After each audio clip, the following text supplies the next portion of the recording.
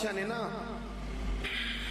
ارادہ کیا کہ میں نے اپنے بچے کو سپہ سالاری بھی سکھائی ہے، گھوڑ سواری بھی سکھائی ہے، نیزہ بازی بھی سکھائی ہے، میں چاہتا ہوں دین بھی سیکھ جائے۔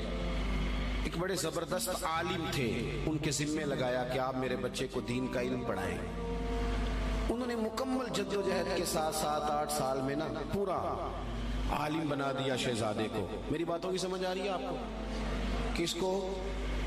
شہزادے کو۔ کس کو عالم بنایا جی؟ میرا بچہ بھی شہزادہ ہے نا، تو آپ کا بھی شہزادہ ہے۔ تو شہزادہ تو وہ ہونا چاہیے نا جس کو کسی کی محتاجی نہ ہو، اسے کچھ آتا جاتا ہو، لیکن نرا وہ شہزادہ ہی ہو، ویسے اسے کچھ بھی نہ پتا ہو تو زیادہ نہیں چلے گا۔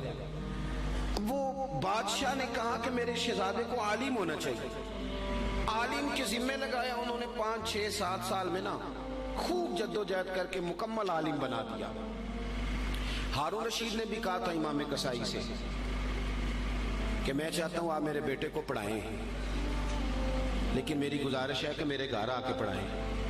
تو امام صاحب فرمانے لگے یہ نبی پاک کا علم ہے، سب کا سانجا ہے، جہاں سب کے بیٹے بیٹھیں گے ہارون رشید کا پتر بھی وہی بیٹھے گا، گھر آ کے نہیں پڑھا سکتا۔ ہارون رشید نے اب جواب میں کیا کیا کہ امام صاحب کو نکال دو علاقے سے۔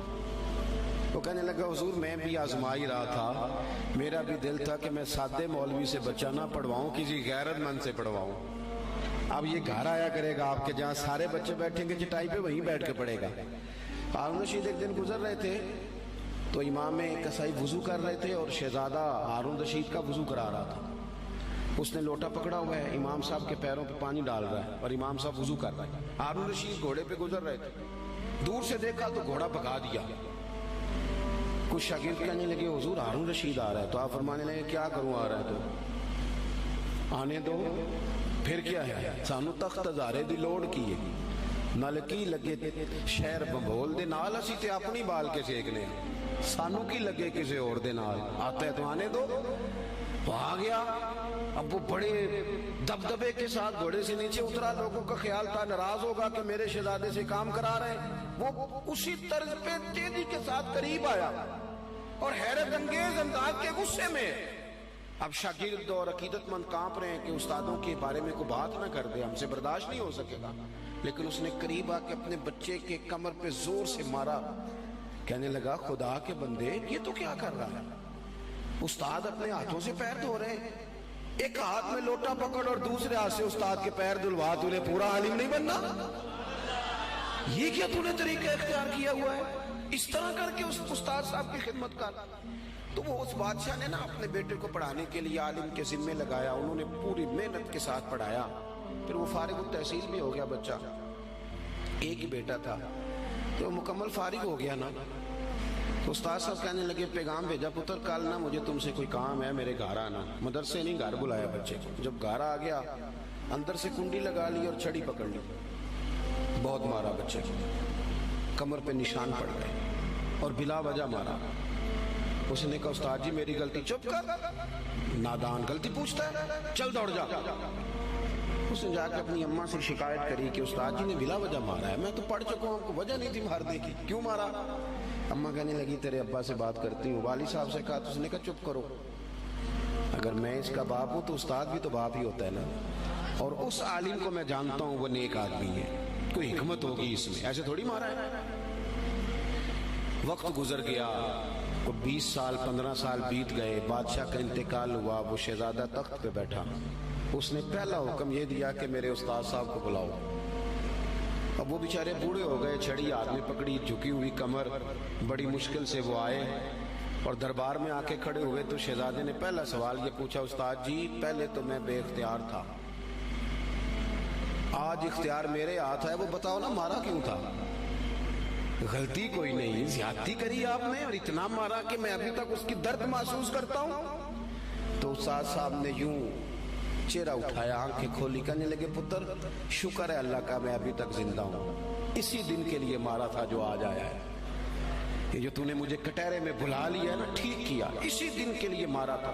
کہا کیوں، کس وجہ سے؟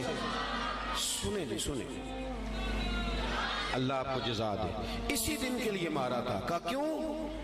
کہنے لگے پتر کتنے سال بیت گئے مار کھائے، کہا کو 20 سال ہونے کو ہیں، فرمایا تو بھولا تو نہیں نا؟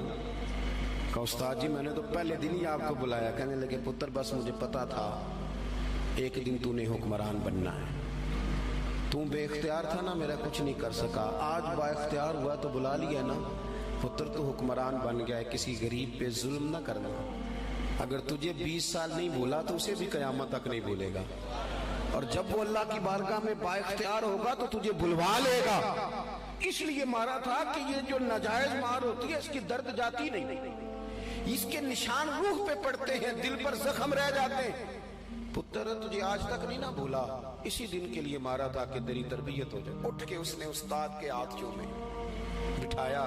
کہنے لگا آج سمجھ آئی ہے، آپ نے صرف علم نہیں پڑھایا، آپ نے تو مجھے ہدایت بھی دی ہے. آپ نے تو اللہ کی بارگاہ سے مجھے ہدایت لے کے دی ہے، آپ نے تو میری ہدایت کی جانب رہنمائی کی.